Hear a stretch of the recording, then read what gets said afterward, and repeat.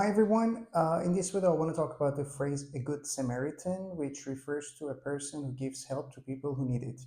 The Cambridge Dictionary example, one of the examples, of course, is this.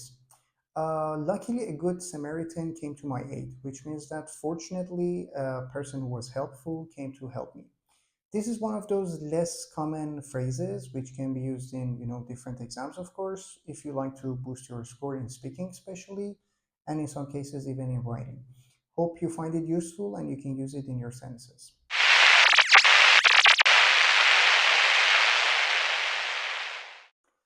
درباره A Good Samaritan صحبت کردیم که یک فریز هست، یک عبارت هست که معناش این هست که فردی که یعنی راجع به فردی به کار میره که کمک میده به دیگران وقتی به کمک احتیاج دارن. یکی از مثالهای دیکشنری کمبریج براش این هست که luckily a good Samaritan came to my aid، یعنی خوشبختانه یه آدم کمک کننده یا آدم مفیدی، یه فرد کمک کنی اومد به کمکم.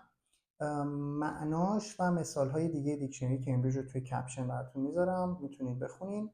و گفتم که از اون فریزایی هست که شاید less common phrase محسوب بشه و شاید توی نمره آوردن، نمره بالاتر گرفتن تو امتحانایی که حالا بچه‌ها بعضا توی شرکت میکنن میتونه مفید باشه، به ویژه تو بخش اسپیکینگ و یا حتی توی رایتینگ. امیدوارم بتونید ازش استفاده کنین و فعلا